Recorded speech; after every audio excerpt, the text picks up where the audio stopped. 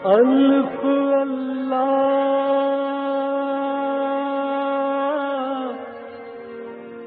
چنبے دی بوٹی میرے من وچ مرشد لائی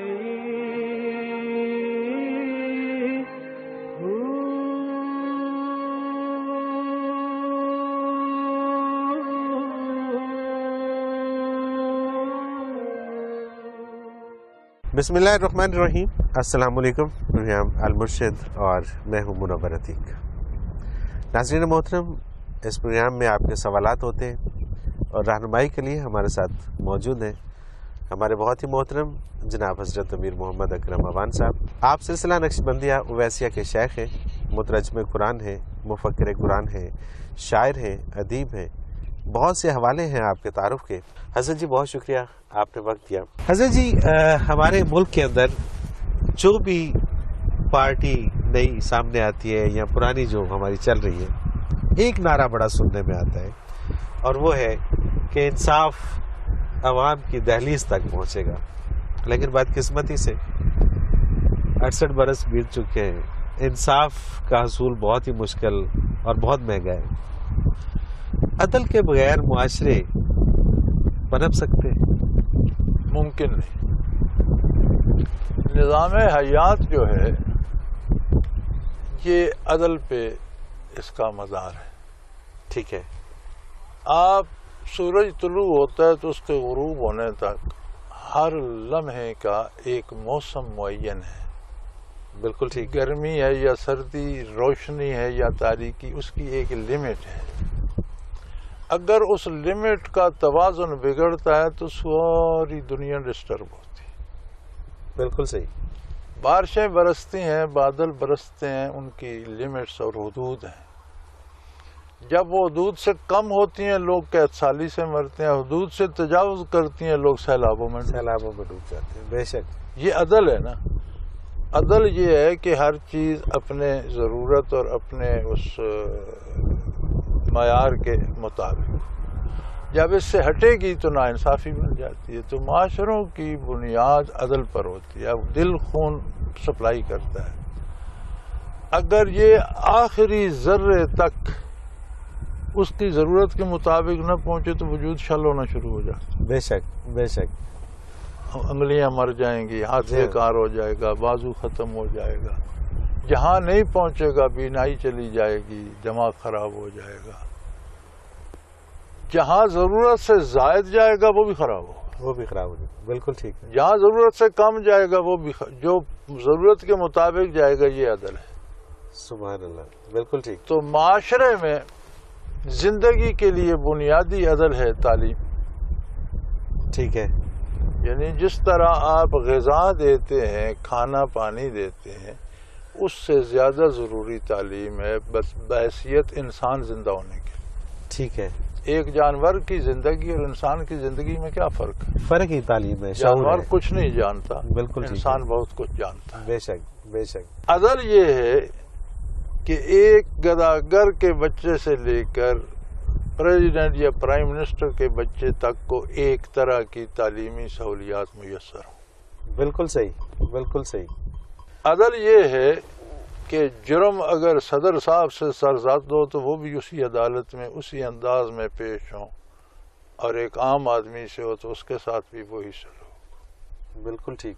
عدل یہ ہے کہ جیل جیل ہو، امیر فقیر غریب حکمران محکوم نہیں، اے بی کلاس نہیں، جیل جیل ہے۔ بالکل ٹھیک ہے۔ اے کلاس ہے تو سب کے لیے اے کلاس ہونی چاہیے، بی ہے تو سب کے لیے بی، سی ہے تو سب کے لیے سی، جیل جیل ہونی چاہیے۔ کیا ایک آدمی جرم کرے اسے جیل میں صوفے بھی لگا دو، 2-3 بندے مشقتی بھی دے دو، خدمتگار بھی دے دو، دوسرا اس سے کم جرم کرے تو اسے ہتھکڑی بیڑی لگا کر جیل میں، یہ کیا ہے؟ یہ عدل نہیں ہے۔ یہ عدل نہیں ہے۔ بالکل ٹھیک۔ عدل کی دوسری بنیاد ہے کہ فوری ہو، اس میں تاخیر نہ ہو۔ اچھا، تاخیر ہو تو عدل نہیں۔ اچھا، تاخیر ہو تو عدل عدل نہیں ہے۔ بالکل ٹھیک ہے۔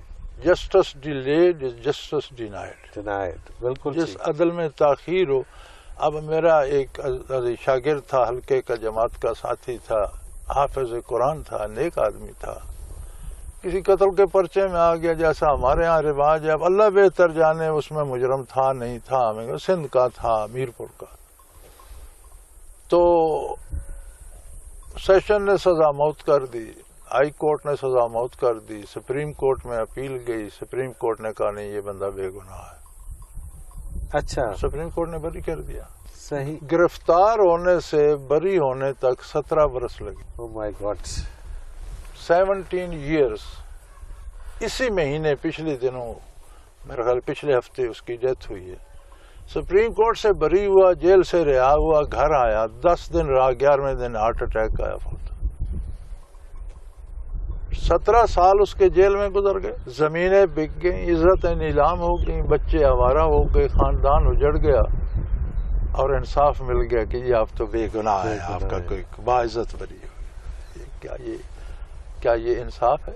سوال ہی پیدا نہیں ہوتا. اور یہ معمول ہے ہمارے اس ملک کے اندر، روز ہی ہوتا ہے. جائیداد کے جھگڑے ہوتے ہیں، دادا دعویٰ دائر کرتا ہے، باپ، دادا مر جاتا ہے، باپ مر جاتا ہے، پوتوں کے نصیب میں کہیں ہو تو فیصلہ ہو جائے. اچھا، اس میں مجھے اپنی ایک بات یاد آ گئی. میرے نانا جی جب میں بہت چھوٹا سا تھا، میرا خیال ہے 5ویں 6ٹھی میں پڑھتا تھا، تو مجھے وہ کہنے لگے کہ میں نے تمہیں وکیل بنانا ہے تاکہ تم ہمارے مقدمے جو چل رہے ہیں نا یہ تم خود لڑو. تو مجھے بڑی حیرت ہوتی تھی کہ اس وقت تک کہاں مقدمے اور کہاں یہ، اور وہ ابھی تک چل رہے ہیں. میں تو وکیل نہیں بن سکا لیکن مقدمے ابھی تک چل رہے ہیں. تو یہ جسٹس، یہ عدل کے خلاف، یہ خلاف ہے، عدل کے خلاف ہے. کیسے اس میں بہتری لائی جا سکتی؟ بلا تاخیر ہو، بلا تمیز ہو. ٹھیک ہے. فرد کا لحاظ بھی نہیں کیا جائے کہ یہ کون ہے. ٹھیک ہے.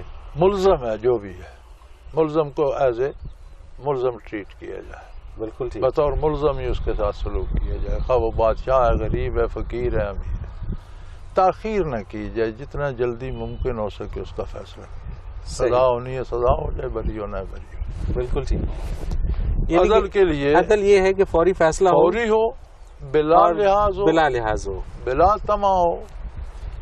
اور پھر ہم الحمدللہ مسلمان ہیں، اسلام نام ہی عدل کا ہے. بالکل ٹھیک ہے. ہر بات میں، اسلام کی ہر بات میں عدل ہے.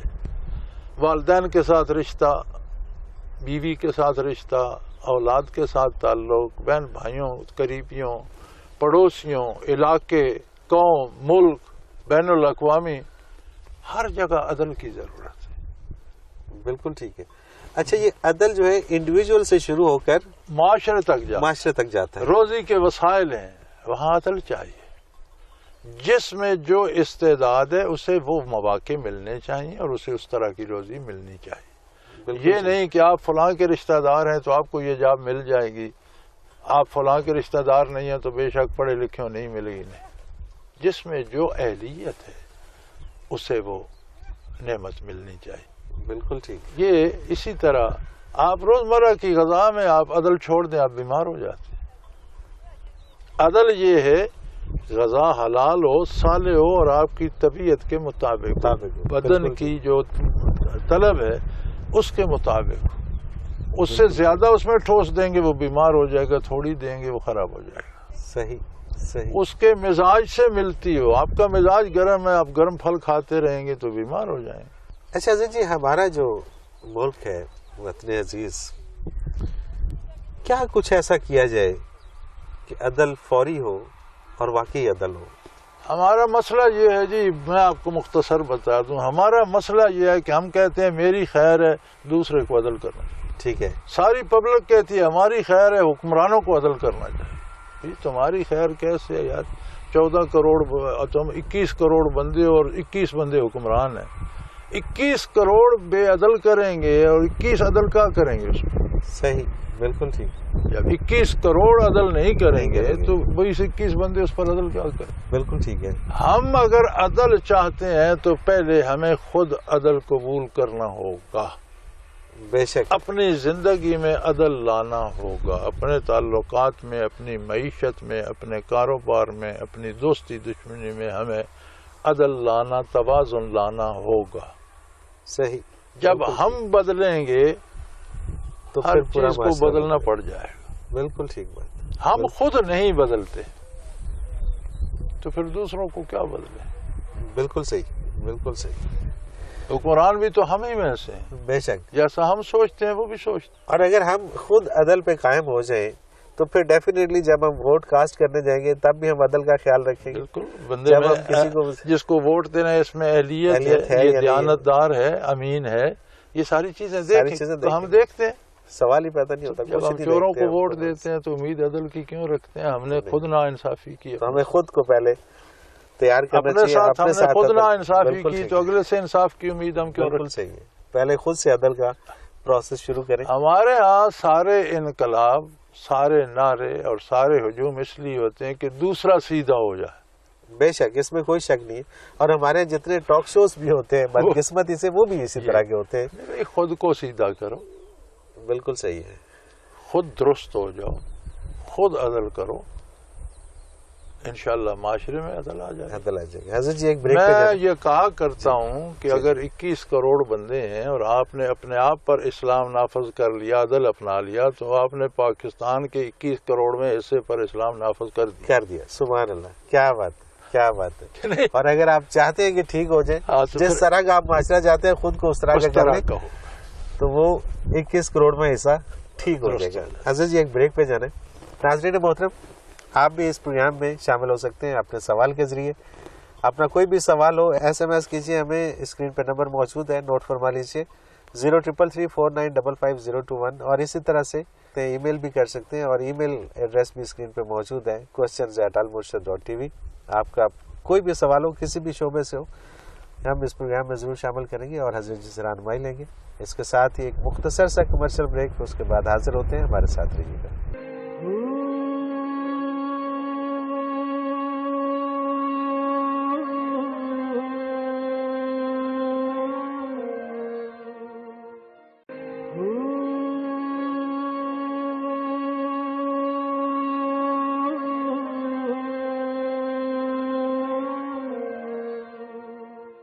پروگرام میں ایک بار پھر خوش آمدید. ناظرین محترم، آپ کے سوالات ہیں اور رہنمائی کے لیے ہمارے ساتھ موجود ہیں ہمارے بہت ہی محترم جناب حضرت امیر محمد اکرم امان صاحب. شاہین الطاف ہے حضرت جی لاہور سے. یہ کہتے ہیں جی میرے میاں نے عمر بھر حرام کمایا، وہ اکیلے قصوروار نہیں، ہم سب اس میں شامل ہیں. میں خود بھی جانتی تھی کہ یہ حرام ہے، لیکن میرا خیال تھا کہ آج سبھی حرام کھا رہے ہیں، ہم نے رشوت لے لی تو کیا غضب آ جائے گا. لیکن اب غضب آ چکا ہے، ہم وبال میں پھنس گئے ہیں. بے چینی، پریشانی، بلا وجہ کی ٹینشن اور ڈپریشن نے میرے گھر کو اپنی لپیٹ میں لے لیا ہے. اس سب سے بڑھ کر مجھے آخرت کی شدید فکر ہے. براہ کرم رہنمائی فرما دیجیے کہ ہم کیا کریں، کن الفاظ میں توبہ کریں، اپنے گناہوں کا کفارہ کیسے ادا کریں. الحمدللہ پہلی بات تو یہ ہے کہ یہ اللہ کریم کا بہت بڑا احسان ہے ان پر بھی کہ اس نے انہیں احساس تو دے دیا. بے شک بے شک یہ بہت بڑی بات ہے کہ آدمی ہمیشہ اپنے کردار کے جواز ہی تلاش کرتا رہتا ہے. کسی کو احساس اللہ عطا کر دے کہ یہ غلط ہے تو یہ بہت بڑا انعام ہے اس کا.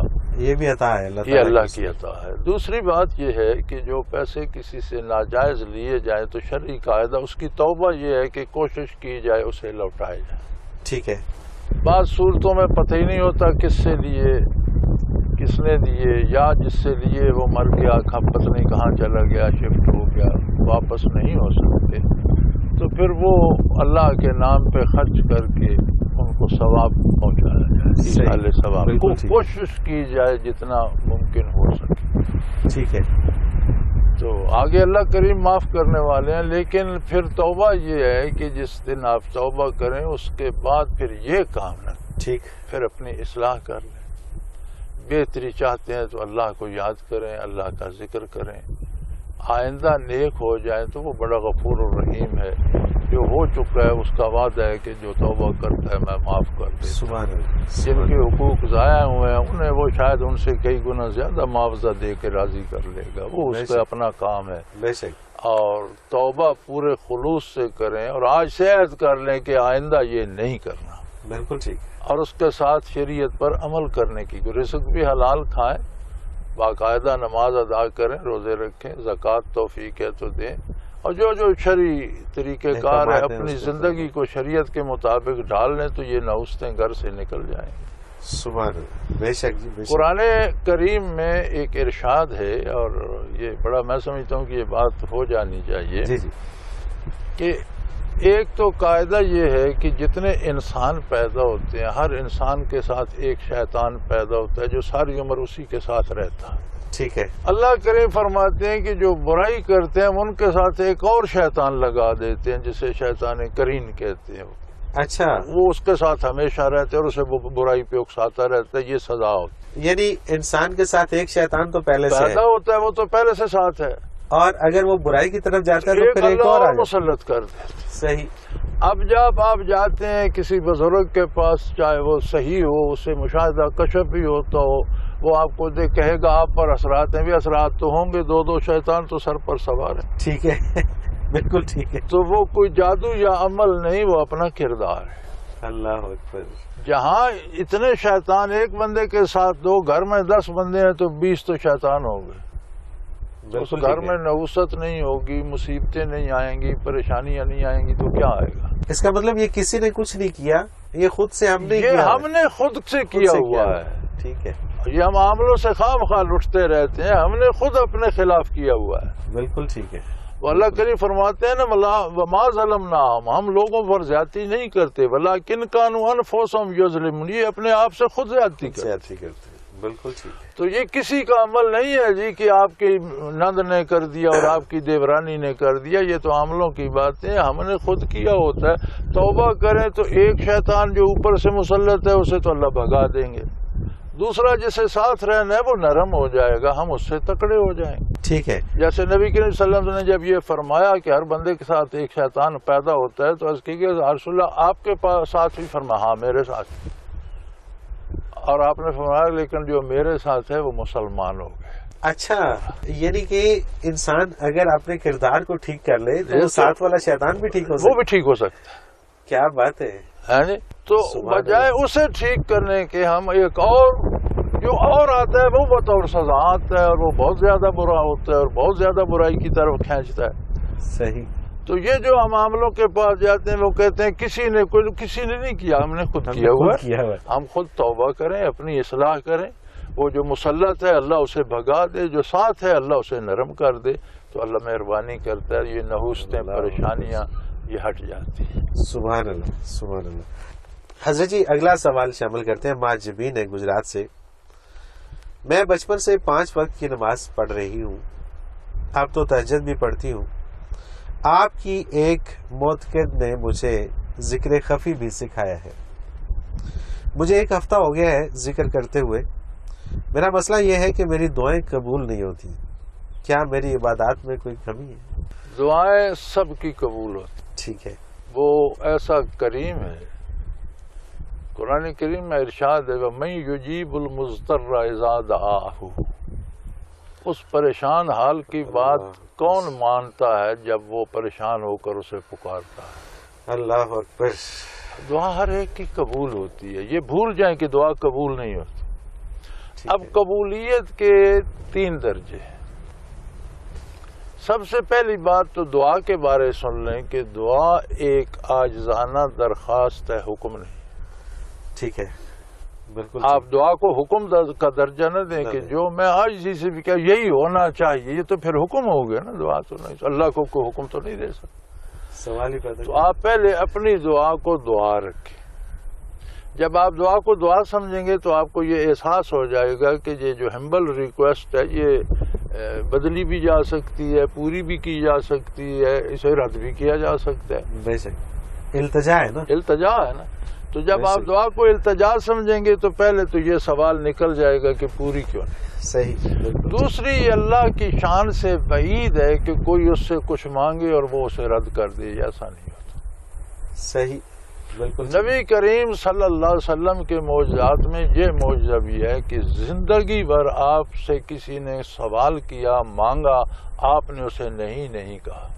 پوری زندگی میں آپ کے معجزات میں یہ بھی ہے کہ کسی مانگنے والے کو آپ نے نہ نہیں کہا. سبحان اللہ. تو جس کا نبی اتنا کریم ہے اس کے اپنے کرم کے کیا انداز ہو.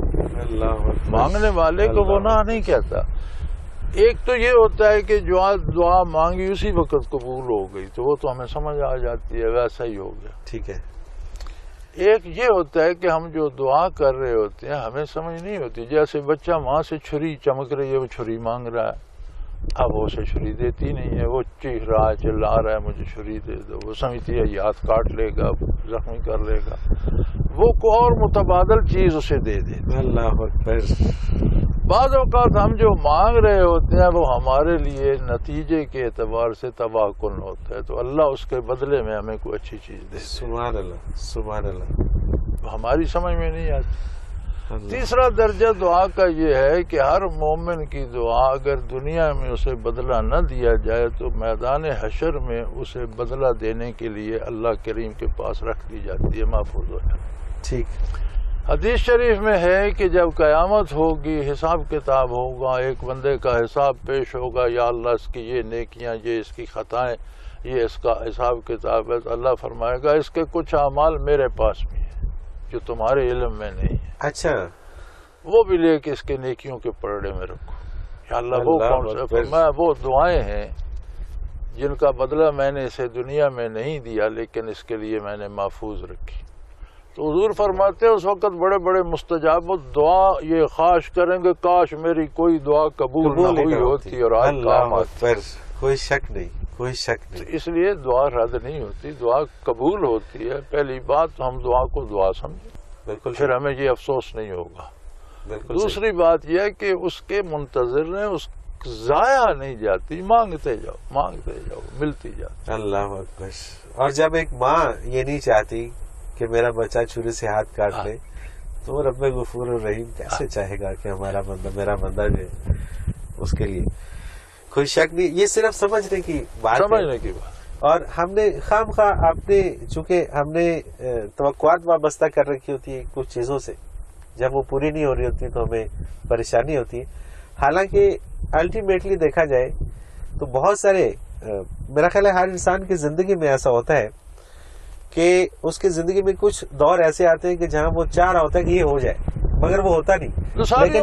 لیکن جب دوسرا کام ہوتا ہے تو وہ اس سے بہتر ہوتا ہے. ہم اپنی زندگی میں نظر نہیں ڈالتے، ساری عمر یہ کرتا یہ ہو جائے وہ ہو جائے یہ ہو جائے. صحیح بات. انسانی مزاج ہے. انسانی. میں نے بہت سارے لوگوں کو دیکھا کہ جب وہ کہتے ہیں کہ جی ہم اس رستے پہ جا رہے تھے تو رکاوٹ آ گئی، تو اس رکاوٹ کو عبور کرنے کے لیے ہم نے بہت کچھ کیا لیکن نہیں ہوئی. جیسے دوسرا رستہ کھلا تو وہ اس سے کہیں زیادہ فروٹفل تھا، منافع بخش تھا، اور اس میں ہمیں اتنا مزہ آیا کہ ہم سوچتے ہیں یار ہم کتنے بیوقوف تھے کہ ادھر جا رہے تھے. یہ چیز سمجھنے کی ہے. حضرت جی پھر وہی ہوا جو ہمارے ساتھ ہوتا ہے کہ جب مزہ آنے لگتا ہے تو پروگرام اپنے اختتام کو پہنچ جاتا ہے. اللہ قبول فرمائے. ناظرین محترم، اگر آپ بھی ہمارے اس پروگرام میں شامل ہونا چاہیں تو اسکرین پہ ہمارا نمبر موجود ہے 033349555021. ہمیں میسج کیجیے، اور اسی طرح سے میل کرنا چاہیں تو ای میل ایڈریس اسکرین پہ موجود ہے، نوٹ فرما لیجیے questions@almurshid.tv. اس پہ آپ ہمیں اپنا کوئی بھی سوال کسی بھی شعبے سے ہو ہمیں آپ بھیجیے، ہم رہنمائی لیں گے حضرت جی سے. حضرت جی بہت شکریہ، آپ نے وقت دیا. ناظرین محترم، اس کے ساتھ ہی منور عتیق کو اجازت دیجیے. اللہ حافظ.